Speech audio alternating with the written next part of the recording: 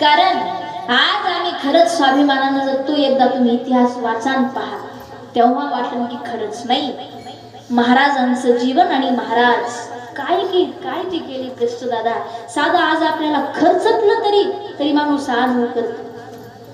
साधा आपल्या संसारासाठी काम करताना माणूस असं तसं पाहतो, पण आज महाराजांनी आपल्या संसारासाठी नाही तर या जगासाठी लढली, रात्रंदिवस घोड्यावरती स्वारी केली. दादा जीवाचा नाही विचार केला.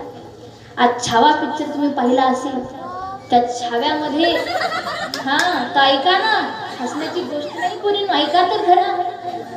पाहिला सर्वांनी, त्याच्यामध्ये त्या मूवीत खरंच दाखवलं. आज तसं सैराट मुलं सैराट झाली होती, पण आज छत्रपती संभाजी महाराजांचा धर्मवीर तो कार्यकाळ त्या मूवीमध्ये दाखवला, तर आज लोक रडतात आणि पडतात त्या थिएटर मध्ये.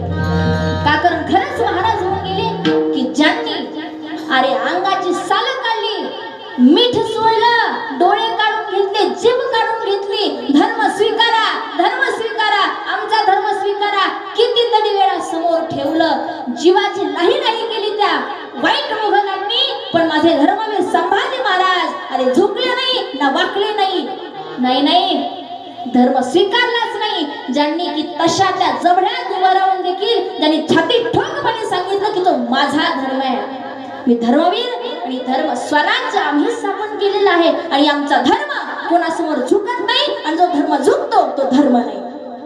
हे छत्रपती संभाजी महाराजांनी दाखवून दिलं. जीव समोर ठेवला, पण संभाजी महाराजांनी परधर्म स्वीकारला का दादा?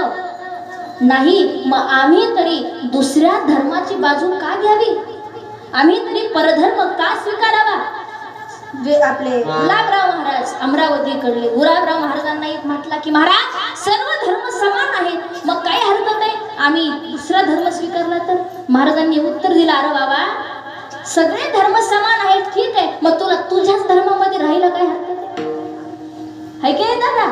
तर आपला सांगायचं मला काय माहित नो, हा धर्म आपली परंपरा आपली संस्कृती टिकवण्याकरता अनेक शूरवीरांनी, त्यामध्ये सावित्रीबाई फुले असतील, त्यामध्ये आंबेडकर असतील, त्यामध्ये भगतसिंह असतील, अनेक मावळे माईंनो जीवाची बाजी लावली, अनेकांनी, आणि हे स्वराज्य निर्माण केलं.